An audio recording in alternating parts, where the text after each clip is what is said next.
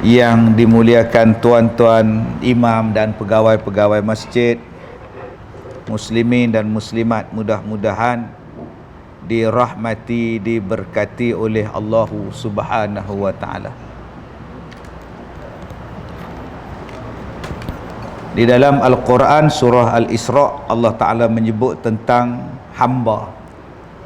Bismillahirrahmanirrahim. Subhanalladzi asra bi'abdihi laylan minal masjidil haram ilal masjidil aqsa alladzi barakna haulahu linuriyahu min ayatina. Baik tuan-tuan yang saya muliakan, Nabi Muhammad ada dua perjalanan yang terkenal, yang kita sambut, yang kita ikut. Dua perjalanan. Satu nama dia perjalanan hijrah, satu lagi perjalanan Isra dan Mi'raj. Dua perjalanan ni kita sambut. Ma'al hijrah kita sambut, Isra dan Mi'raj pun kita sambut juga. Tetapi dua perjalanan ini kalau kita tengok tuan-tuan, dia macam lain sikit. Yang perjalanan Nabi Muhammad naik ke langit, perjalanan Nabi Muhammad dia pergi ke Masjid Al-Aqsa, perjalanan dia penuh dengan kehebatan. Naik burak daripada Masjidil Haram di Mekah pergi ke Aqsa Palestin, naik burak. Sekali melintah je tuan-tuan, sekali melangkah sejauh mata memandang. Daripada Al-Aqsa naik ke langit, dia gunakan Mi'raj. Sebab tu di dalam Al-Quran ada surah Al-Ma'arij. Al-Ma'arij maknanya ialah tangga. Nabi Muhammad naik ke langit tu menggunakan tangga. Ma'arij, tangga-tangga naik. Jadi jangan kita faham pula Nabi Muhammad naik ke langit guna burak. Burak itu kenderaan daripada Masjidil Haram ke Al-Aqsa. Lepas tu Nabi tambak dia, lepas tu Nabi naik Mi'raj. Tu nama dia Isra dan Mi'raj. Sebab ada orang yang faham Nabi Muhammad naik burak sampai ke langit. Dah dia tak naik. Dia naik sampai Al-Aqsa saja. Maka diiringi pula oleh Jibril alaihissalam. Perjalanan yang begitu jauh mengambil masa 1 malam boleh sampai dah. Pergi balik. Satu lagi peristiwa perjalanan Rasulullah tak macam tu pula. Dia melalui kesusahan, melalui kepayahan. Nama dia hijrah. Orang nak bunuh, orang hambat, lari duk menyorok dalam gua, ikut jalan jauh, panas, berhari-hari baru sampai Madinah. Ada pula orang mai hantar makanan, nama dia Asma binti Abu Bakar. Ada pula orang yang bela kambing di tempat hak Nabi berjalan tu, depa bela kambing supaya kambing duk pijak tang situ, bekas tapak kaki Nabi tak nampak. Ada pula Nabi upah orang supaya tunjuk jalan. Jalan mana nak pergi ke Madinah. Kemudian ada pula orang duk hambat Nabi. Cari Nabi dalam gua, hambat Nabi dengan kuda sampai nak bunuh Nabi Muhammad. Setelah melalui beberapa lama perjalanan barulah sampai di Madinah. Yang hak ke langit tadi malam tu balik juga. Hak Madinah pula berhari-hari. Kenapa dua perjalanan ini berbeza perjalanan ni? Satu, perjalanan cukup hebat. Yang kedua, perjalanan cukup berbahaya, cukup menyukarkan, mencabar Nabi Muhammad sallallahu alaihi wasallam. Baik. Pertama, perjalanan Mi'raj ialah perjalanan anugerah Allah pada Nabi Muhammad. Perjalanan berbentuk menghiburkan hati Nabi Muhammad. Perjalanan berbentuk menguatkan hati Nabi Muhammad. Maka perjalanan itu dihiasi dengan kehebatan. Apa kehebatan dia? Linuriyahu min ayatina, supaya ditunjukkan kehebatan tanda-tanda kekuasaan Allah. Sebab tu Allah bawakan kepada dia burak, Allah iringkan dia dengan malaikat Jibril. Allah Ta'ala hiasi perjalanan Nabi dengan perjalanan yang serba ajaib, yang cukup hebat. Yang ni adalah anugerah. Sebab tu orang yang nak dapat anugerah lain tuan-tuan. Tuan-tuan pun kalau nak dapat anugerah di satu-satu majlis, tuan-tuan akan dibawa dengan kereta khas, ditempatkan dengan kerusi khas, dikalungkan dengan kalungan khas, makan pun tempat VIP. Pasal apa? Pasal kita adalah penerima anugerah. Dia beda tu. Berbeza dengan Nabi Muhammad hijrah. Yang ni bukan anugerah, yang ni bukan hadiah, yang ni bukan tunjuk kehebatan. Hijrah Nabi daripada Mekah ke Madinah itu adalah urusan perintah Allah. Ini adalah urusan tanggungjawab. Ini adalah urusan kerja. Ini adalah satu perintah daripada Allah untuk berdakwah. Maka ianya mesti melalui proses kesusahan, kerumitan, kepayahan, cabaran dan sebagainya. Sebab itu adalah kerja Nabi Muhammad sallallahu alaihi wasallam. Baik, apa pengajaran dia? Pengajaran dia, setiap benda yang nak mencapai tahap dakwah, nak mencapai tahap amanah, kerja, tanggungjawab yang Allah amanahkan pada kita, jawapan dia mesti sukar, mesti payah, mesti ada cabaran, mesti ada kekuatan. Dia tak boleh bersenang-senang, berseronok-seronok. Tak boleh. Nak buat kerja dakwah ni tuan-tuan tak boleh. Nak seronok, nak buat kerja ni tak boleh. Dia akan ada cabaran. Dan kena hadapi cabaran. Dan jangan lari daripada cabaran. Walaupun dia hanya jadi jawatankuasa masjid saja. Bila sebut jawatankuasa masjid, itu kerja dakwah. Dia adalah amanah daripada Allah. Maka banyaklah cabaran dia. Satu. Yang kedua, yang kita nak ambil ibrah daripada peristiwa Isra' dan Mi'raj. Nabi Muhammad dia duduk di bumi. Lawan kepada bumi ni langit. Langit tinggi, bumi bawah. Jadi soalan tu, kalau bumi ni bulat, ni saja tanyalah nak. Saja tanya, suruh tuan-tuan duk fikir dengan kepala otak kita ni mikrofon ni bumi. Langit di mana? Langit di atas. Kalau rumah dia di bawah, langit di atas mana? Kalau rumah kita di bawah bumi ni, nama dia Australia di sini, mana langit tang sini kan macam mana? Tu balik tolong fikir lah. Kalau kita Malaysia tang sini, langit tang sini, jadi kita ni langit empat segi apa tuan? Yang kita belajar, langit tu di atas, bumi tu di bawah. Kalau dah bumi ni jadi bulat lagu ni, buatnya kita ni pindah duduk di Antartika, rumah kita betul-betul tang bawah ni. So langit tang mana? Atas kah? Tu. Kalau terbang ke sini lah, makna dia ke bawah ke dia ke atas Ustaz? Ni kena fikir balik tuan ni. Saya bukan suruh tolak teori bumi bulat, jangan tuan-tuan kata tu pula. Saya cuma suruh tuan-tuan fikir. Langit di atas, bumi di bawah, naik ke atas. Jadi tuan-tuan tengok, Malaysia duduk tang mana? Malaysia duduk tang sini, tengah-tengah ni, khatul istiwa. Jadi langit dia sini. Jadi macam mana langit tepi ni Ustaz? Jadi kita ni duduk dalam kotak oven kah? Tak tahu mana saya tahu. Tanya orang hak kata. Kita belajar langit di atas, bumi di bawah, tengah-tengah dia matahari dan bulan, bintang. Di tengah-tengah dia adalah bulan bintang, bawah dia adalah langit, bumi, atas dia adalah langit. Yang kita belajar macam tu. Tapi kalau dah langit sampai 7 lapis ni tuan-tuan fikir sendiri. Nabi pergi sampai Sidratul Muntaha. Jadi Sidratul Muntaha tu ada di atas ke, ada di bawah ke, ada di tepi Ustaz? Masalah kita ni apa orang kata semua ikut belakang. Caya mentang-mentang Mak Saleh. Mentang-mentang hak kata tu Mak Saleh, apa hak kata depa tak boleh lawan langsung, betul semua. Dah kita sifat dalam diri kita, orang Melayu ni bodoh, orang Asia ni bodoh, orang putih cerdik, orang putih pandai, orang putih tu panggil sir. Dia kelentong kita pun kita panggil sir. Dia kelentong kita lama lah. Manusia ni asal pada beruk. Percaya sampai kelar.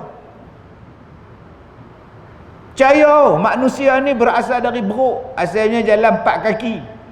Lepas tu tegak sikit. Lalah tak ada bulu, tinggal bulu dada. Jadi orang. Percaya sampai kiamat. Padahal dalam Quran kata manusia ni daripada Nabi Adam alaihissalam. Yang mereka kata beruk, kita percaya. Hak Allah kata daripada Adam, kita tak apa percaya lah. Sesat tuan-tuan ni. Nabi Muhammad naik ke langit. Bila Nabi Muhammad meninggalkan bumi, naik ke langit, maka semakin jauh Nabi meninggalkan bumi, semakin kecil bumi itu. Semakin Nabi tinggi di atas langit, semakin tak nampak bumi itu. Bila sampai di atas tu, langsung tak nampak. Makin menuju pada Allah, makin tak nampak dah. Tak ada apalah di bumi ni. Hak di hadapan Nabi Muhammad ni, Allah tak dapat nak dibayangkan macam mana.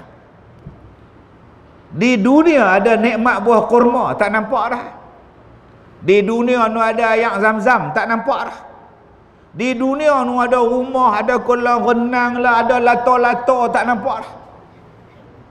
Di dunia ni ada nasi ganja lah, nasi paprit lah, tak nampak dah segala nikmat. Nak lawan nikmat yang kudu nampak ni, Allahu Akbar. Di dunia ni ada masalah, tak nampak masalah. Gaduh dengan mak, gaduh dengan mak mertua, gaduh dengan jiran, duk rumah flat, jiran pula pasang di balkoni tu pula pasang grill pula lah. Dia buat macam mak bapak dia punya apartment tu tuan-tuan, bergaduh pula dah. Kita hari ni ada masalah macam-macam. Orang tak suka kita, orang menyampah dengan kita, orang boykot kita. Bila naik di atas tu, tak ada apa. Ya, orang benci, orang tak suka aku, tak ada apalah. Masalah apa pun tak ada dah. Itulah yang berlaku pada Nabi SAW. Dia pergi dakwah di Taif. Orang ambil batu, disuruhnya budak-budak ni ambil batu baling Nabi Muhammad. Sampai Nabi ni berjalan kaki dalam keadaan darah dia duk bertakung dalam kasut. Buang baling Nabi. Oi, sian kat Nabi kita. Disuruhnya anak-anak kita ni baling dengan lato-lato. Baling Rasulullah. Orang mari nak ajak masuk syurga, depa baling dengan batu. Orang mari nak selamatkan, depa baling dengan batu. Apa perasaan Rasulullah? Saya ni naik kereta daripada rumah pergi ceramah di satu tempat. Sebidang kain banner pun orang tak buat. Perjalanan hampir 6 jam, 5 jam 50 minit. Naik bukit, turun bukit, naik bukit, turun bukit. Sampai tempat nak ceramah di masjid, AJK baru tulis dekat whiteboard, ceramah perdana Ustaz Kazim. Pukul 7.15. Agak-agak siapa yang dapat maklumat? Banner apa pun tak ada, kira rentang pun tak ada. Oi, frah. Hak mari ada satu staff, hak duk mai sembahyang maghrib tu. Satu staff kencing tak lawas 3 orang, pekak 2 orang, sakit gout 2 orang, nak dengar ceramah apa? Tapi saya tak kisah, peduli apa saya. 2 orang pun saya mengajar. Selagi hampa tak baling dengan batu, aku peduli apa? Nabi Muhammad ni bukan orang tak buat banner. Kita ni tak buat banner, frah. Allahuakbar, hampa tak promosi.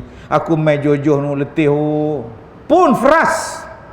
Bayangkan Nabi Muhammad pi mengajak orang, orang baling dengan batu, orang halau, orang nak bunuh. Sampai orang nak campak dengan batu yang besar atas Nabi Muhammad. Balik ke Mekah pula, 2 menantu Nabi tolak Nabi. Bukan orang lain, menantu. Yang menikah dengan anak Nabi, tolak Nabi, kat leha oi. Kita bagi anak kita menikah dengan dia, dia pula pergi hentam kita. Tu nama dia menantu hantu. Ingatkah dia lah nak backup? Dah.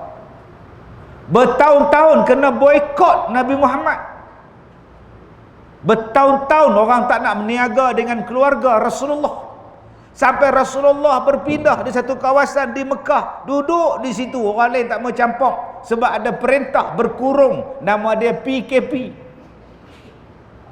Orang lain tak boleh masuk, mereka tak boleh keluar. Hampa jangan duk menega dengan keluarga Nabi Muhammad. Siapa buat? Oi, kena perang. 3 tahun tuan-tuan kena boikot. Tapi dalam duk boikot tu yang pertahankan Nabi Abu Talib, pak menakan dia. Yang duk defend Nabi sampai jadi miskin lah, nama dia Siti Khadijah. Segala harta dia cover Islam. Orang-orang Islam yang kesusahan. Tengok-tengok 2 orang ni pula mati. Abu Talib pun mati, Siti Khadijah pun mati, lagi sekali Farah yang duk backup dia mati pula dah. Maka banyaknya masalah. Nabi ni sedih, Allah bagi hadiah kat Nabi, Allah hiburkan hati Nabi, Allah angkat daripada bumi naik ke langit. Bila naik di atas, maka tuan-tuan, segala masalah di bawah ni tak ada apa lah. Tak ada apa dah. Sebab tu Nabi Muhammad bila turun daripada Mi'raj, segala ujian-ujian yang dia dapat ni tak ada apalah pada dia. Yang aku duk nampak nu, yang aku duk tunggu nu, hak dapat di sisi Allah nanti ni. Hampa nak hentam ke, hampa nak bunuh aku, buat kerja hampa. Yang aku duk nampak dah, nikmat yang bakal aku nampak dan orang beriman akan dapat, aku nampak dah. Sebab tu tuan-tuan yang saya hormati, pengajaran kedua, akak-akak, abang-abang depan saya ni semua ada masalah. Ada masalah harta, ada masalah wang, ada masalah keluarga, ada masalah dengan suami, ada masalah dengan isteri, ada masalah dengan mak mertua. Duk serumah pula, mak mertua ni pula lah tak tahu nak abang tak. Oi, masak nasi salah, masak bubuk salah. Dia tak buat apa Ustaz. Mak mertua saya main lato-lato je. Saya yang buat semua. Dia komplain banyak Ustaz oi. Suami saya pula penyegan, malas amat, kerja 4 kilang dah, 4 berhenti. Lah duk tidur saya di rumah. Saya lah yang duk kerja, tahu tak tahu nak habaq lah Ustaz. Ini mengandung pula dah. Lah mengandung pula dah. Banyak sungguh masalah kita ni. Ada yang menghadapi masalah sakit, ada yang menghadapi masalah jiran, ada yang menghadapi masalah kena fitnah, ada yang menghadapi masalah suami dia menikah di Siam. Loh, banyaknya masalah. Pasal apa yang besar sangat jadi masalah tu? Jawapan dia sebab kita tidak menuju pada Allah. Kalaulah kita buat kerja ni hanya kerana Allah, aku nak pergi kepada Allah, kerja-kerja yang ada masalah ni langsung kita tak nampak, langsung tak jadi kesan pada kita. Sebab yang aku duk cari, yang aku duk target ialah di sisi Allah. Inna lillahi wa inna ilaihi raji'un. Aku ni nak kembali pada Allah. Baik aku standby untuk persiapan menghadapi Allah. Setakat ujian mihnah dalam dunia ni, Allah tak ada apa. Tak ada apa. Tapi kalau tuan-tuan tak nampak Allah, tak nampak menuju pada Allah, ujian yang tuan-tuan hadapi itu terlalu besar bagi tuan-tuan. Macam kita duk dengar dalam radio klasik, petang-petang, 5:30 petang, ada rancangan Aku Dia Lagu, cerita tentang orang-orang yang tulis cerita hidup dia, pergi hantar kat radio, radio baca. Saya duk dengar dalam kereta. Aku dan suamiku baru berpindah ke sebuah rumah. Alhamdulillah, walaupun rumahku cuma rumah teres, tapi aku bahagia kerana ada rumah sendiri. Suamiku juga seronok tinggal di rumah itu. Kami mempunyai seorang jiran yang baik, namanya Kak Leha. Kak Leha selalu menghantar makanan kepada kami. Kadang-kadang aku tidak perlu masak, kerana Kak Leha yang masakkan. Ya Allah, untungnya kau berikan jiran yang baik seperti Kak Leha. Kadang-kadang aku balik lewat dari kerja, Kak Leha lah yang mengangkat ampaian, dan dialah yang men-iron baju-baju aku. Ya Allah, baiknya jiranku, sampai disetrikanya baju aku. Aku sangat bahagia dengan Kak Leha. Suamiku pun mesra dengan Kak Leha. Tetapi pada suatu hari aku membaca mesej dalam telefon suamiku. Seorang perempuan mengatakan dia adalah isteri kepada suamiku. Rupa-rupanya dia adalah Kak Leha. Sudah tuan-tuan. Ini cerita betul saya duk dengar dalam radio. Patutlah selama ini dia duk serika bajuku dan menghantar makanan kepada kami. Rupanya dia adalah maduku, jiranku, maduku. Ya Allah, beratnya ujian kau berikan kepada aku, ya Allah. Astaghfirullahalazim. Berat kejadah apa? Laki ham nikah lagi seorang je pun. Berat konon. Hak laki tak balik bertahun-tahun lagi berat. Makanan tak ada, duit tak ada, sewa rumah tak ada, laki hilang di laut. Laki kena bunuh mati. Laki lumpuh, tak boleh buat apa, lagi teruk ujian. Ni setakat dapat madu.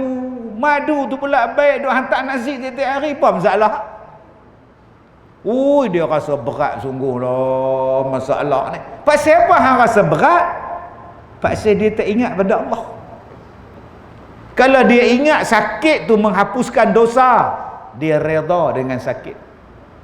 Kalau dia ingat susah bela anak, menaikkan darjat dia, dia suka anak dia ramai. Tadi ada satu makcik tanya saya, Ustaz, macam mana nak didik anak saya? Anak saya ramai. Saya tanya berapa orang? 11. Umur kau berapa? Cuba teka. Mana saya boleh teka dia pakai purdah, tuan-tuan? Nak teka lagu mana?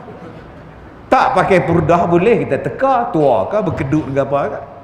11. Saya tanya pada makcik depan pula, makcik, anak makcik berapa orang? 13. Lagi ramai, tuan. Jadi saya tanya akak, kalau akak kata akak ramai 11, kak ni 13 lagi ramai. Maka tuan-tuan, kalau kita rasa masalah kita besar, dia akan beban pada kita. Tapi kalau kita rasa ujian dan masalah yang sampai itu daripada Allah, Allah nak test kita, dia jadi ringan.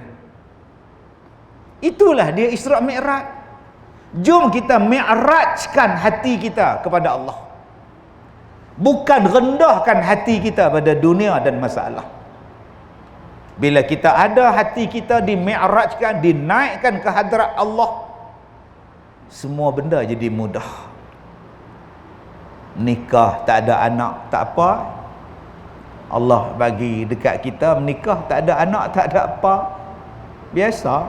Tapi kalau hati bukan kerana Allah, tahulah bini saya lah mandui, saya okey, dia lah mandui, duk cerita dekat orang mandui, isteri pun geram, pergi ambil periuk, pergi katok kepala kita. Cuba reda. Isteri pun tak reda, dia tak beranak. Tak tahu Ustaz, Kak Ha ni menikah 25 tahun, anak seorang pun tak ada. Doa kita pun tak dapat. So, apa masalah? Dah lah jiran Kak Ha tu Ustaz, tak menikah pun tiap-tiap tahun beranak. Hak Kak Ha menikah ni tak ada anak pula. Lah, ada anak pun bagus, tak ada anak pun bagus. Sebab Allah Ta'ala bagi. Apa yang Allah Ta'ala bagi, semua bagus. Tapi hari ni orang tak mau. Dia nak apa hak dia nak. Dia nak hidung hak mancung, dia nak hak tu. Padahal Allah tak bagi hak tu. Tak, dia ubah. Pergi Korea tuan. Belah hidung ni bagi tinggi ni. Tarik bagi mancung, tulang apa tu begini. Lah tak boleh menapah duk hak depan ni. Saya balik pergi Turki hari tu tuan. Saya tengok punya ramai dalam kapal terbang Turki yang saya naik tu. Rambut ni semua jadi merah ni. kepala ni. Depa ni buat siapa? Tak mana luka ke apa? Rupanya tanam rambut di Turki. Abang-abang hak mana botak ni pergi Turki. Duk tanam rambut nyonya. Tak apalah tanam rambut, tak apa. Ni hak duk belah ni. Allah bagi dekat dia jadi jantan, tak mau. Dia tak puas hati, dia nak jadi perempuan. Tak larat dah nak makan pil hormon. Dah hang jantan, kromosom hang jantan, anak ubah tak mana? Tak makan ubat, misai tumbuh, janggut tumbuh. Tu je anak. Sampai bila nak buat suara kepit, nak kata perempuan, sekali terlepas gelak juga. Terlepas juga tuan-tuan. Bila hang tak menuju kepada Allah, hang jadi susah. Jadi akak-akak abang-abang, jom kita buat kerja menuju pada Allah. Segala susah-susah ni tak ada apa, biasa, tak ada apa. Saya bila jadi masalah kat saya ingat Tuhan. Hari itu apa, saya bulan Ramadan, saya ni bila bulan Ramadan dia fobia, dia main trauma. Saya bulan puasa trauma, saya trauma tu puasa. Pasal banyak kali saya warded bulan Ramadan. 2 hari puasa dia main buang air kecil ni kerak. Padahal tak minum puasa. Sak-sak kencing, sak-sak kencing. Satu malam saya kencing 30 kali. Lah masuk hospital. Doktor ni, nurse ni bagi dekat saya kolej tu, suruh kencing. Dia kata tak apa ustaz, kencing dalam ni. Tak payahlah turun pergi tandas. Dah kencing kerak. Naik turun katil, naik turun lenguh pun tak. Main nurse pula lawa. Dia kata ustaz ni, ustaz boleh kencing dalam ni, tak apa, tak payah malu. Memang tak malu, aku malu. Saya ni nak sebut kolej tu pun saya takut silap sebut. Tak pernah faham, tak faham sudah. Takut tersasui sebut lagi, ustaz ni gatal pula dah. Tu kalau saya nak sebut tu, ni apa tadi? Kolej. Nak sebut, takut silap tahu. Lalu kali silap. Mai pukul 3 tuan-tuan, oh dia sakit lah, ayak kencing tak keluar. Stok tak ada ke mak? Duk mengelupok lah jamban tu, tarik wayar apa nama tali tu, depa mai. Tolonglah nurse, oh, sakit sangat ni. Depa suruh saya minum air garam. Minum lagi sakit. Tak boleh keluar. Saya kata panggil doktor Hala agak 4:30 pagi, doktor Cina tu mai tuan-tuan, dia tebuk pinggang saya, keluar air kencing dalam beg. Lega. Besok masuk MRI, cek pasal apa masalah kencing. Bila dapat tahu tuan-tuan, doktor tu mai buat report, tunjuk MRI punya, X-ray punya result dia. Kita sudah tengok you punya dalam ini dalam MRI sekarang ada satu macam satu objek something like that warna putih Jadi maybe ini yang menghalang atau mengganggu you punya kencing Saya pun tengok. Tu apa cadangan doktor? Kita mesti buang kita takut ni boleh jadi kanser Jadi ini berbahaya Jadi doktor mau buang macam mana Saya pun jadi agak tentan. Bila nak operate? Saya tanya dia, bila nak operate? Kita takkan operate sebab dia kita nak mengelakkan risiko yang lagi besar. Jadi kita mencadangkan akan memasukkan kabel melalui saluran kencing sudah tuan-tuan. Tuan-tuan nampak ada mikrofon depan saya nak masukkan kabel melalui saluran kencing tu, tarik keluar. Wow.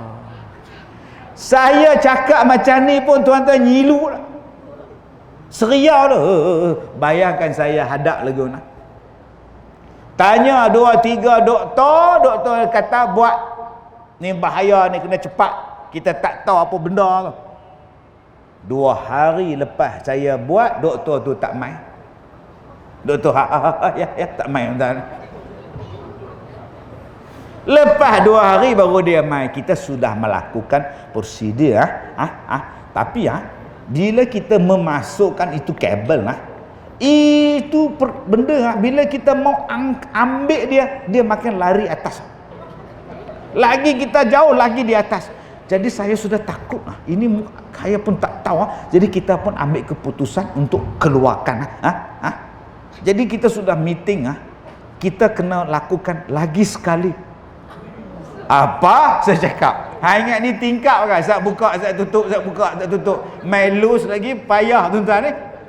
Saya tak mau tuan. Saya sambut raya dengan air kencing. Balik kampung Bukit Raya. Satu kampung main tengok. Ustaz Kazim sakit. Mai satu doktor daripada menteri besar. Satu menteri besar mai ziarah saya. Dia bawa doktor dia sendiri. Dia tengok segala report, record semua. You tak ada sakit. Balik. Pukul 12.30 malam suruh balik. Dengan wayar tang pinggang tang sini. Oh sudah. You sehat. Pergi balik. Besok mau raya. Oh sudah. Masa tu saya dengan isteri saya, anak perempuan saya seorang, teman saya. Mama boleh bawa wildfire? Mana mama tahu, mama kancil boleh bawa pi lama ayah nak bawa macam mana wire berselerak ni. Dia bawa sampai kat cakap jering, ke kanan ke kiri, ke kanan ke kiri, tak raya kita ada sekejap lagi. Mai ayah bawa sampai ke Kedah, saya bawa tu dia tak. Turun rumah mentua tu. Wire penuh, air kencing penuh duduk jalan ni. Oh, tuan-tuan. Selepas tu doktor tarik wire awak keluar, dia suruh belajar kencing. Tuan-tuan boleh bayang? Dia keluar darah, dia keluar apa, duk gagah dinding ni, ya Allah sakitnya. Oi. Masa tu saya ceramah pakai jubah. Orang bukan tahu ada wire. Ada air kencing lah, wire lah, orang bukan tahu. Sebab tu abang-abang berhati-hati dengan jubah ni, kita tak tahu apa dalam dia tak ni. Tak pernah faham, tak faham sudah. Habis-habis kita sihat ngajak balik, peduli apa. Mai orang tu mai minta maaf.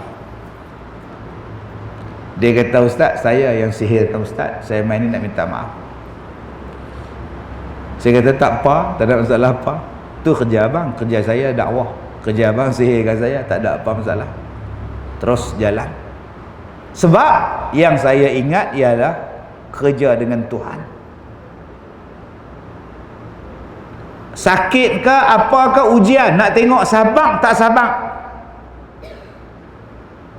nak tengok kamu ni kuat tak kuat. Yang dia tu hanya sebagai asbab perantaraan saja nak sihirkan kita, dan dia mengaku dia minta maaf dunia akhirat.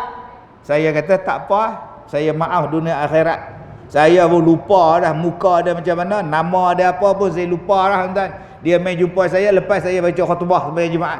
Saya turun sembahyang sunat tu, habis-habis sembahyang sunat dia tunggu tengah-tengah masjid, dia peluk saya. Saya kata dah malu ke orang tengok. Orang tengok nak peluk lagi lebih lah semak ke apa ke, betul tak? Malu ke orang ni. Saya berdosa ustaz. Belum menangis, tua-tua bangka teriak. Siapa? Masa hang sihir hang tak fikir. Dah hang belasah orang baru hang fikir. Tak apalah juga, dia ada guna otak tak minta maaf. Saya tak ada apa. Sekali tu saja kan saya kena, dah berkali-kali. Tapi saya fikirkan aku buat kerja ni untuk Allah. Kalau Allah tanya apa bukti hang buat kerja untuk aku? Buktinya saya sakit, saya tetap buat dakwah. Jadi ya. Sebab tu tuan-tuan, jom kita buat kerja ni kerana Allah. Segala susah payah kita, segala ujian kita, tak ada apa-apa. Semuanya Allah akan balas dengan kebaikan insya-Allah. Yang ketiga, ibrah nombor 3. Lah 8.42 noh, saklah, masya-Allah. Terasa tak 8.42 dah? Lah. Memang tak terasa, bukan tuan-tuan ceramah, saya yang terasa. Tuan-tuan nak rasa apa? Dapat tiang lega tak? Yang ketiga, Ustaz, Ustaz ahli sunnah wal jemaah, ya. Allah tu duduk di langit ke? Dah. Allah dia tak bertempat. Tu Allah bersemayam atas arasy duduk bersila di langit ke Ustaz? Tak. Allah bukannya duduk bersila atas kerusi, atas singgasana tu duduk tengok kita ni, duduk perhati Kak Leha buat apa. Oh, makan tom yam. Abang Bidin buat apa? Oi, main lato-lato tengok. Tak ingat Allah macam tu kan? Duduk bersila atas kerusi, duduk cokong tengok Ronaldo buat apa. Oi, assist 2 gol jadilah. Nampak? Dia tak buat macam tu lah. Allah bukan duduk bertempat. Allah bukan bertempat. Laisa kamislihi syai'. Dia bukan macam kita. Habis tu kalau Allah tak bertempat, pasal apa Nabi Muhammad naik ke langit jumpa Allah? Kalau Allah tak duduk di langit, buat apa Nabi Muhammad naik ke langit? Maknanya Allah ada di langit, Ustaz. Summastawa 'alal 'arsy. Kemudian Allah bersemayam di atas arasy. Itulah dalil Allah di langit. Nabi Muhammad naik ke langit. Tak. Allah tak duduk di langit. Kalau Allah tak duduk di langit, pasal apa Nabi Muhammad naik ke langit? Nabi Muhammad itu di-mi'rajkan. Sampailah dia kepada Sidratul Muntaha. Dan makhluk manusia apa pun tak boleh sampai di situ melainkan seorang insan namanya Muhammad bin Abdullah.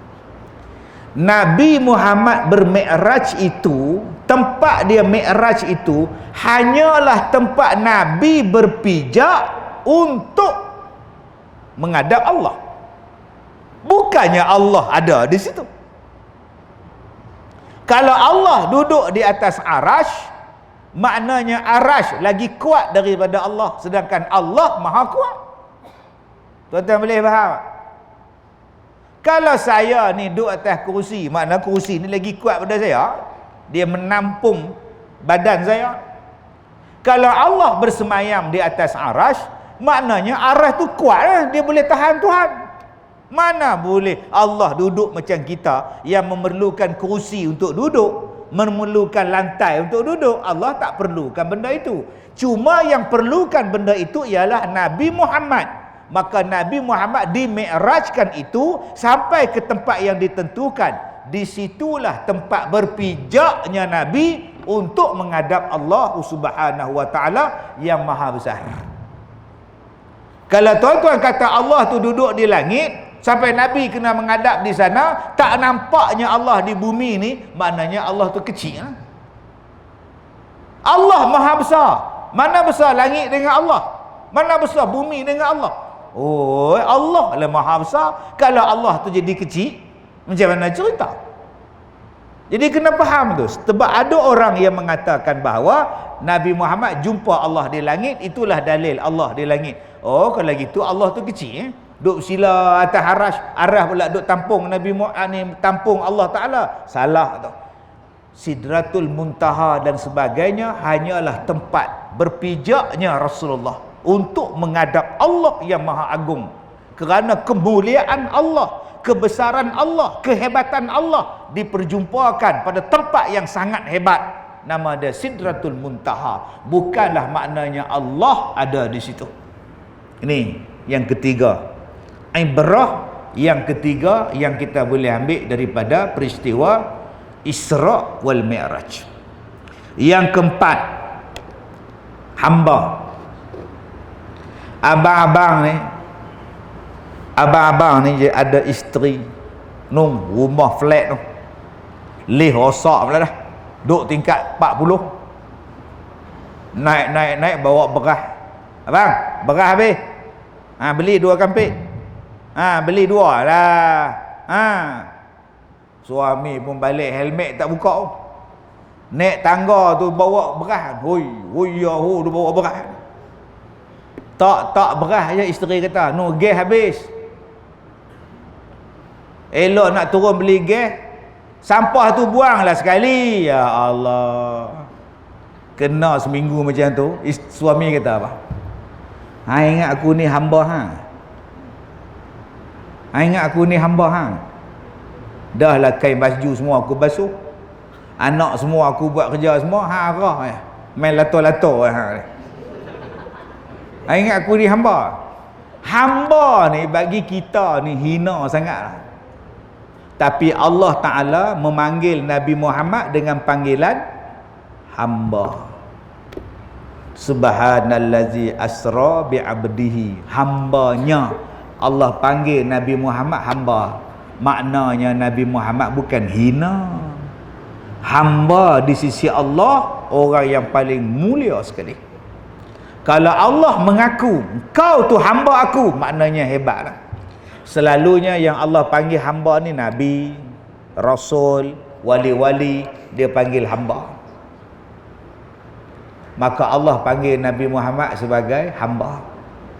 Dan kita pun tuan-tuan kena cari jalan supaya kita ni dipanggil oleh Allah sebagai hamba. Fadkhuli ibadi wadkhuli jannati. Masuklah wahai hamba-hambaku ke dalam syurgaku. Kita nak macam tu, Allah panggil kita hamba. So, macam mana nak jadi hamba? Ada 12 cara nak jadi hamba yang Allah Ta'ala letak di dalam Al-Quran, surah Al-Furqan, bermula daripada ayat 63 sampai ayat 74. Nak jadi hamba kena buka surah Al-Furqan. Apa dia Ustaz? Masa tamat kat pukul 9. Nombor 1, tawaduk. Apa ciri-ciri hamba Allah? Nombor 1, tawaduk. Bila dia berjalan yamshuna 'alal ardi hauna, bila dia berjalan di atas muka bumi ni, dia berjalan dengan tawaduk, haunan.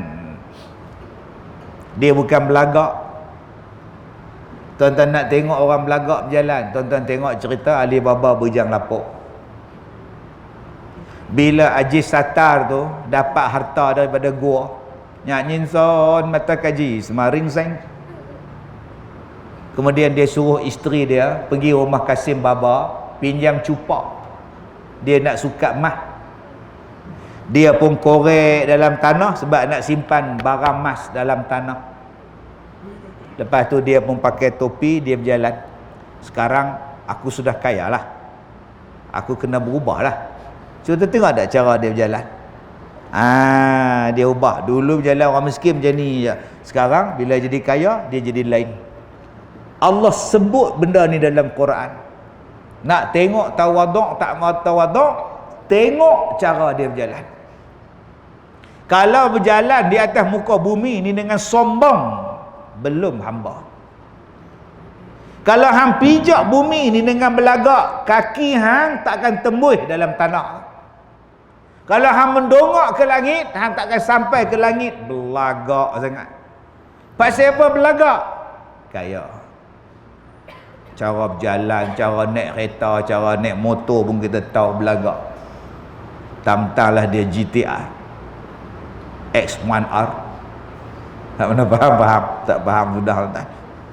Lah orang budak-budak muda jumpa saya, Ustaz, X1R mana? Mana ada. Lah RXZ Ustaz tak main RXZ.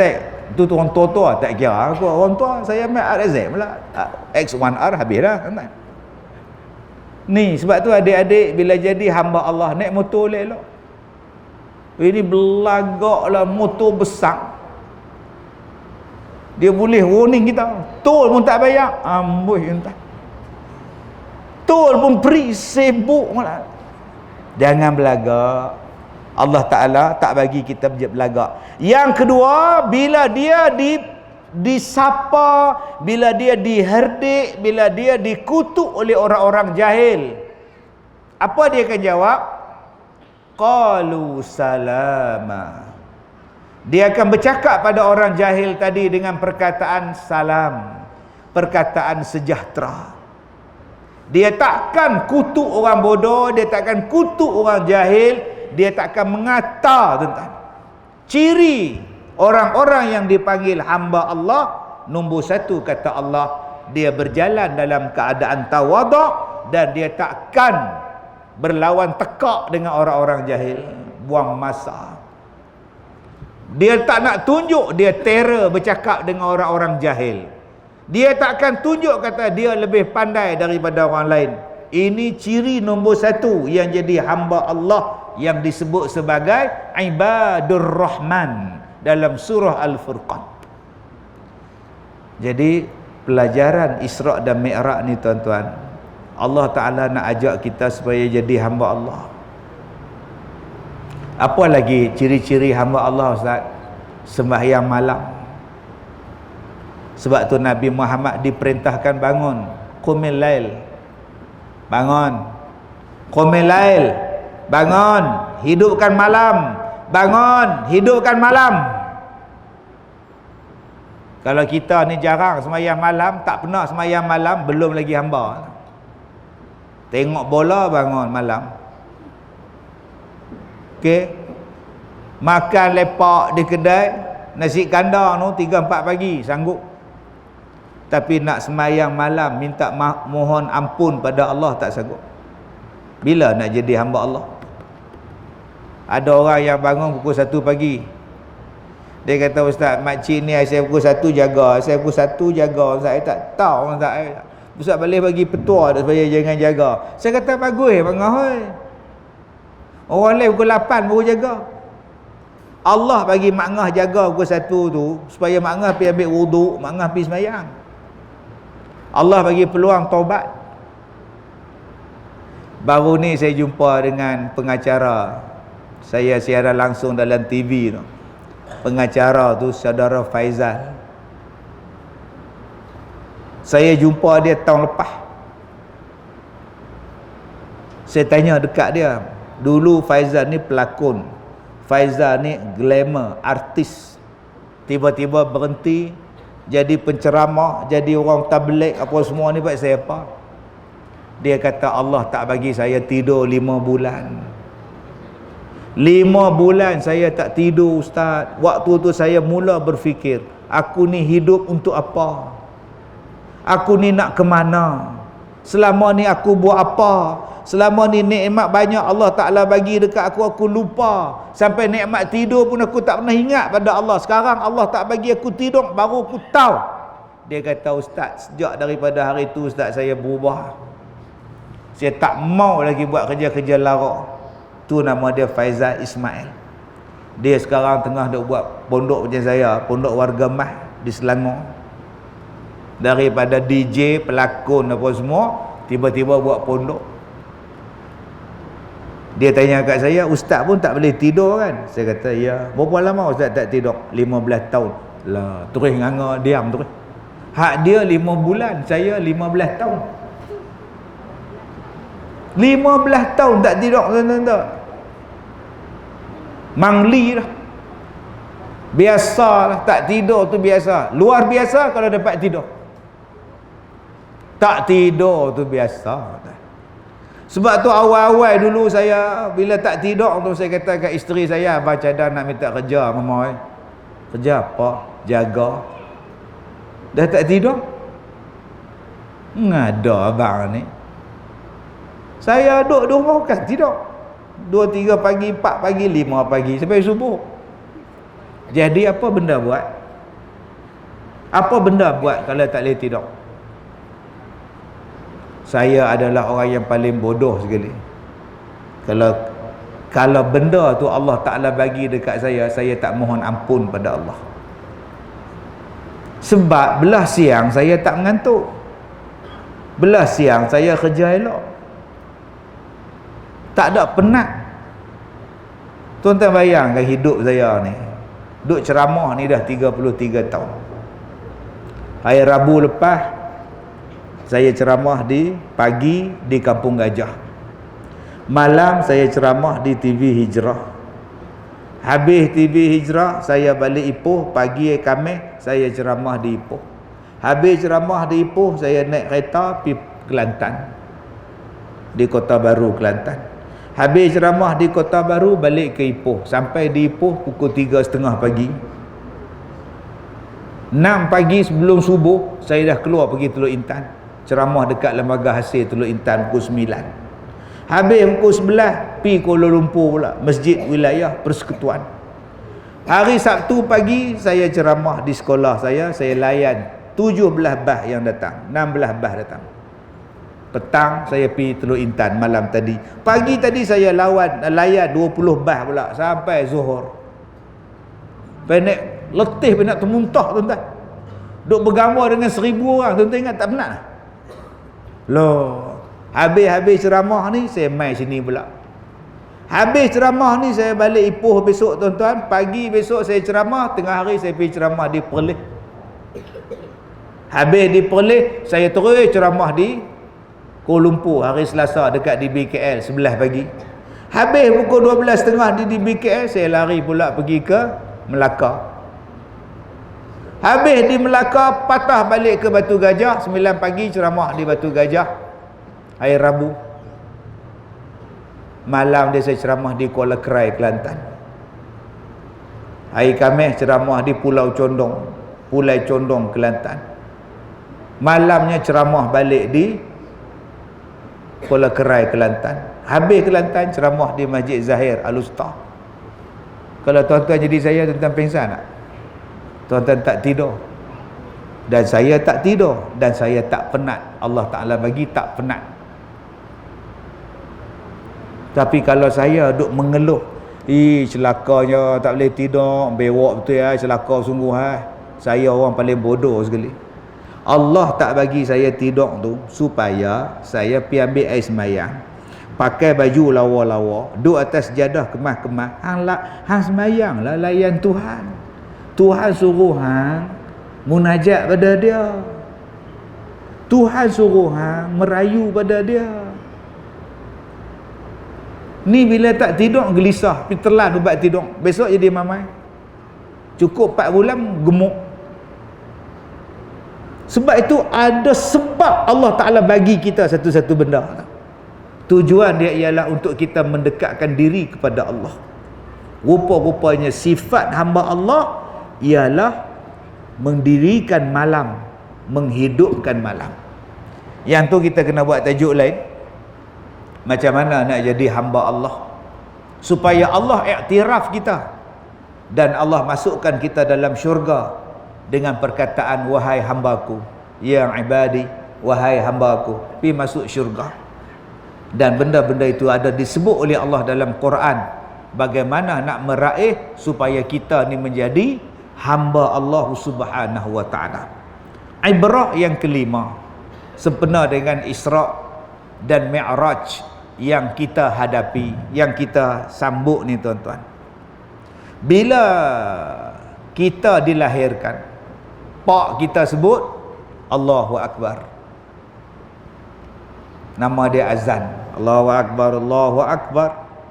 Bila kita dapat cucu, menantu kita pula Allahu Akbar. Menantu pula Allahu Akbar, Allahu Akbar, Allahu Akbar. Tersedak buat betul. Tu takbir raya.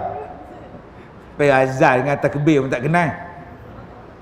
Bila kita bang, Allahu Akbar, Allahu Akbar. Bila kita nak iqamat, Allahu Akbar, Allahu Akbar. Allah Maha Besar, Allah Maha Besar. Bila kita nak semayang, Allahu Akbar, Allah Maha Besar. Nampak? Banyaknya perkataan Allah Maha Besar. Sebab tu bila kita semayang, kita angkat takbir macam ni. Ini tanda dia menyerah diri. Bahasa tuan-tuan, surrender. Aku serah diri pada Allah yang Maha Besar. Aku yang maha kecil, Allah yang maha besar. Tangan lagu tu. Sebab tu kita ni bila angkat takbir, angkat tangan elok-elok, jangan buat melawak pula. Salli fardhu hari arba'a rakaat. Allah. Ni surrender apa ni? Cuba pulih pergi tahan. Jangan bergerak, angkat tangan. Agak-agak pulih tu dah buat apa? Nak gelak ke, nak tembak mampu ke apa? Tak. Ada pergi angkat takbir tangan lah, duk hawin dengan orang sebelah. Allah. Kita ni sampai beralih. Tak apa. Hang dulu tak apa. Aku lambat sikit tak apa. Tak boleh surrender elok-elok. Tak boleh serendah elok-elok pada Tuhan. Allahu Akbar. Sebagai lambang serah pada Allah. Allah Maha Besar. Macam mana nak tahu Ustaz Allah Maha Besar? Hang tengoklah langit, tak ada tiang, tak jatuh. Punya besarnya Tuhan. Dia boleh buat langit, tak ada tiang. Bi ghairi imad, tak ada tiang. Dan tuan-tuan takkan dengar berita terkini, sekeping langit dilaporkan jatuh di Pulau Pinang, di Masjid Al-Ittifaq. Kejadian berlaku kira-kira jam 8.45 malam semalam, ketika Ustaz Kazim sedang berceramah. 2 cedera parah, termasuk Ustaz Kazim. Agak-agak berita tu ada, tuan-tuan. Tobat lahum tak ada. Takkan ada cerita langit runtuh, langit tak ada, selagi tak kiamat. Maknanya Allah tu Maha Besar. Tuan-tuan gaduh apa? Ni main UFO pula dah. Mereka tembak jatuh UFO. Mai jauh-jauh pada planet mana tak tahu. Tiba-tiba duduk di planet bumi, mai sampai terbang, mereka tembak. Yang herannya duduk cokoh dia. Kalau betul UFO, bila nak kena tembak hang lari lah. Bodoh tu UFO. Mai pada jauh-jauh nu duduk kat langit, UFO tembak, boom jatuh. Tuhan mai jauh-jauh nak buat apa? Orang Perak kata nampak benar, nipunya tuan-tuan. Dan kita lagi bodoh percaya lah tu. Lepas ni main Penang pula, orang tengok dia main Penang kacau, dia main esok tak tahu lah, dia rampas bumi. Dia perintah dia perintah kita. Cara cakap tu apa? Dia main pula dah. Hang tengok cerita apa? Predator versus Alien ke? Hang duk tengok Star Wars, hang duk tengok Battlestar Galactica, lama-lama hang duk fikir kepala otak macam tu. Dia ni dia makhluk asin ni, dia main, bukan asin, asing. Dia tak kira lah, main makhluk asin ni, dia boleh buat piramid tu. Dia boleh ubah genetik beruk tu boleh jadi orang. Tu yang ada depa buat cerita Planet of the Apes tu. Ni semua wayang punya tuan-tuan, kaki DVD punya tuan-tuan. Kita bukan kaki DVD. Kita fakta. Al-A'raf ayat 10. Allah Ta'ala kata dah, tempat tinggal kamu di bumi, dan di bumi sahaja ada kehidupan. Selesai masalah. Allah sebutkan dalam Quran Al-A'raf juzuk 8 ayat 10, walaqad makkannakum fil ard wa ja'alna lakum fiha ma'ayish qalilan ma tashkurun. Yang tuan-tuan duk percaya ada makhluk siapa? Bodoh kita duk percaya tuan-tuan. Lepas tu pergi tembak pula, kami tembak UFO. Awak dia tak lari. Senang tembak belon lah. Tu drone. Bukan UFO. Tak ada pasal tentang UFO ni. Kalau tuan-tuan kata tu UFO, tuan-tuan dah tolak satu ayat yang mengatakan bahawa manusia ni adalah makhluk terbaik ciptaan Allah. Tak ada makhluk lagi terror pada manusia. Yang boleh terbang ke, yang boleh menyelam dalam laut ke, yang boleh berjalan atas darat dengan pelbagai kenderaan, hanyalah manusia. Menyelam dalam laut, manusia boleh, nama dia kapal selam. Naik di atas laut, nama dia kapal. Di atas nu, kapal terbang, helikopter lah, roket lah, jet apa semua. Hak kita tahu, hak kita tak tahu, tu nama dia senjata sulit. Nu hak jenis kereta, King lah, Honda lah, Maybe lah, X1R lah. Itu semua manusia Allah Ta'ala bagi. Tuan-tuan jangan duk kata pada saya lemah, duk Penang jam, saya pun tak tahu, tak tara mana saya boleh ada, tahu mami rasa lemah, saya tu tara mana nak duduk tu mami pun tak tahu lah saya. Tu kawan mami ajak pindah pi ke bulan tu, mami cadang nak pindah pi bulan. Bila mami nak pindah tu abang saya. Tu depa tengah duk jual tanah lot, mami belilah satu lot. Bodoh tu mami ni. Dia kata dia beli tanah lot di bulan nak buat rumah. Hang ingat ada kilang bata ke di bulan tu? Kilang bata tak ada, kilang zinc tak ada, kilang kayu tak ada, plumber tak ada. Hang nak korek nak buat tangki jamban lagu mana? Tuan-tuan boleh faham tak pemikiran saya ni? Dia kata kita cemuih Ustaz, duduk di bumi ni kita pindah planet Marikh pula. Dia kata ada ayak di planet Marikh. Apa tu? Tu kita buat sana. Sangat senang ke nak sana? Nak tanam pokok lagu mana? Dia kata Ustaz, kalau nak buat rumah sana, kita bawa lah bata pada bumi. Nak naik apa bawa bata? Hang nak pindah daripada pulau pergi seberang pun susah. Nak pindah pergi ke bulan, bodoh macam ni. Apa yang kata orang putih semua kita percaya. Yang Quran kata hang tak percaya. Kalaulah ada makhluk nama UFO tu, lama dah Quran habaq dalam Quran. Lama dah Nabi habaq dalam peristiwa Mi'raj.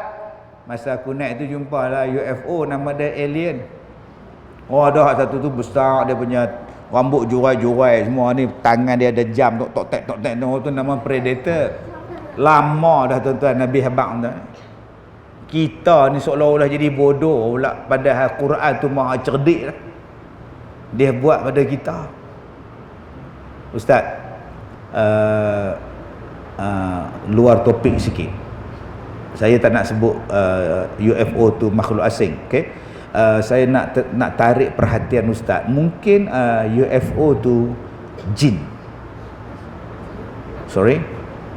Mungkin mereka tu jin dan kenderaan UFO tu ialah kenderaan jin untuk bergerak. Maybe. Abang buka Al-Quran. Abang buka Al-Quran, buka kisah Balqis dengan Nabi Sulaiman. Nabi Sulaiman buat rokol semua. Mana Hud? Hud tak ada. Burung. Kalau dia tak sampai, aku semelih burung ni. Lewat ni. Burung Hud sampai saat-saat Nabi, oi, saya ni majuh ni. Mai hantar report. Hang dari mana? Saya ada pergi satu negeri. Negeri ni raja perintah dia perempuan. Depa tak sembah Allah. Mai sembah apa tahu ni? Sesat buat ni. Ni report saya ni. Baik. Nabi Sulaiman pun tulis surat. Hang bawa surat ni pergi hantar kat dia, suruh beriman pada Allah. Surat tu masuk dalam istana Balqis, siapa pun tak sedar. Apa nama, hulu balang tak sedar, menteri tak sedar, apa pun tak sedar. Balqis heran macam mana surat ni boleh sampai. Panggil memandang menteri. Beta dapat surat ni suruh beriman pada Tuhan Allah ni. Apa kita nak buat dengan raja ni? Pandai-pandai suruh beta ni. Apa susah tuan tu? Kita lawan lah, kita perang apa Hang ni fikirlah, Balqis kata. Surat ni masuk dalam istana ni, dia melepasi pelbagai halangan pun dengan senang dia masuk. Maknanya kerajaan ni hebat. Hang nak ajak perang siapa? Nak kalah? Mai menteri lain kata pula, tuanku kita hantar hadiah kat depa hak mahal-mahal. Jadi depa pun iyalah jadi kawan kita lah, kawan strategik. Yang ni bagus Pergi cari hadiah hak paling bagus, pergi hantar kat Sulaiman. Sulaiman gelak, Nabi Sulaiman gelak. Hang siapa mai hantar kat aku ni bawah laut pun aku kontrol, semut pun aku kontrol, hang mai nak hantar pada aku ni. Aku cuma minta kamu beriman pada Allah. Nabi Sulaiman panggil tentera dia lagi sekali. Sekarang aku nak tanya pada tentera-tentera aku ni, siapa yang boleh pindahkan istana Balqis depan istana aku sekarang? Jin bangun. Tuanku, Patik boleh pindahkan istana dia sebelum tuanku bangun daripada kerusi tuanku. Dah sampai dah. Laju. Dia boleh pindahkan istana tu sebelum Nabi Sulaiman bangun. Boleh sampai dah. Hebat. Lagi? Patik tuanku, insya-Allah istana tu akan dipindahkan dengan izin Allah. Sekelip mata saya. Tuanku kelip buka, lagi cepat sampai. Jadi yang jin offer pada Nabi Sulaiman, dia belum bangun daripada kerusi, istana tu sampai dah. Kalau tuan-tuan kata UFO tu kenderaan jin, agak-agak lembab lah jin tu. Nak kena pandai Injil lu, kedai. Tuan-tuan ingat jin macam tu ke? Kena pasang lampu lah apa semua, naik terbang berjalan. Oh, lembab. Jin macam tu dia gelak tuan-tuan. Jadi janganlah jadi bodoh tuan-tuan. Kita ni ada dalil, kita ni ada Quran. Manusia ni kata Allah, laqad khalaqnal insan fi ahsani taqwim.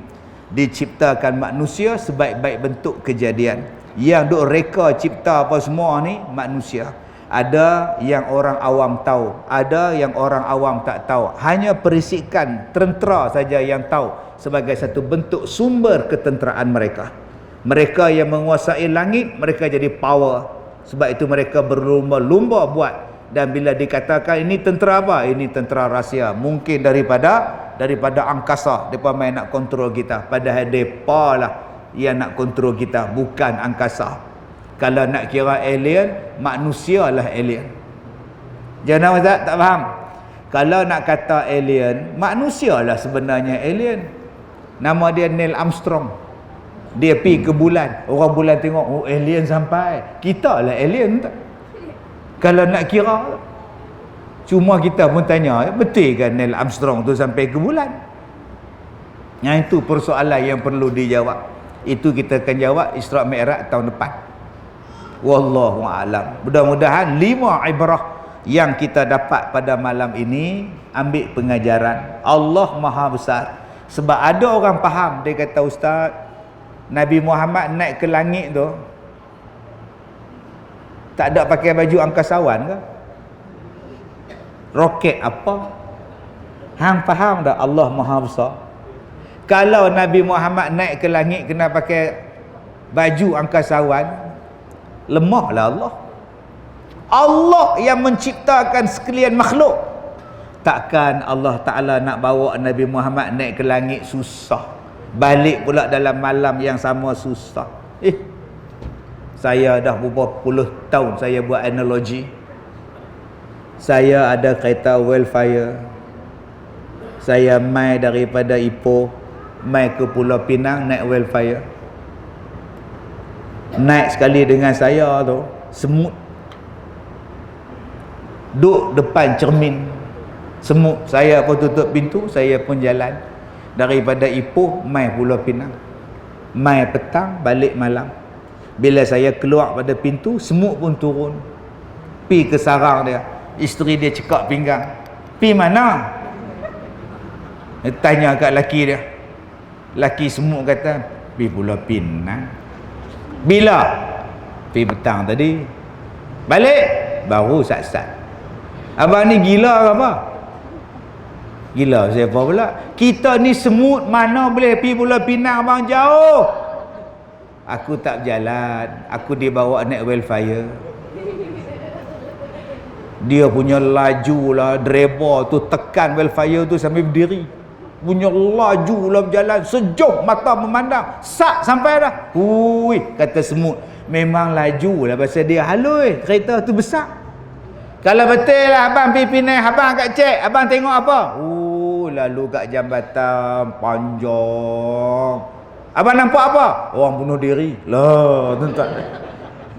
Tuan-tuan, apa masalah Nabi Muhammad naik ke langit? Bukan dia berjalan, dia dibawa. Bawa tak ada masalah apa. Jarak antara Masjid Al-Aqsa dengan Palestin tu lebih kurang 1260 km. Kalau berjalan kaki sebulan lebih baru sampai. Tapi bila kita sekarang dah ada jet pejuang 1600 tu tuan-tuan, pergi balik sejam sampai. Hari ni tak jadi apa. Bila orang tanya pada Nabi Muhammad, apa dia, macam mana rupa Al-Aqsa, Nabi Muhammad nampak satu-satu, dia tunjuk pada orang. Hari ni tuan-tuan, kita boleh nampak satu-satu. Dekat skrin boleh nampak, dekat handphone boleh nampak. Semua boleh nampak dengan teknologi. Apa masalahnya? Hanya orang yang tak ada iman saja yang mempertikaikan Isra' dan Mi'raj. InsyaAllah kita jumpa lagi tuan-tuan. Saya minta maaf jika terkasar bahasa. Wabillahi taufiq wal hidayah. Assalamualaikum warahmatullahi wabarakatuh.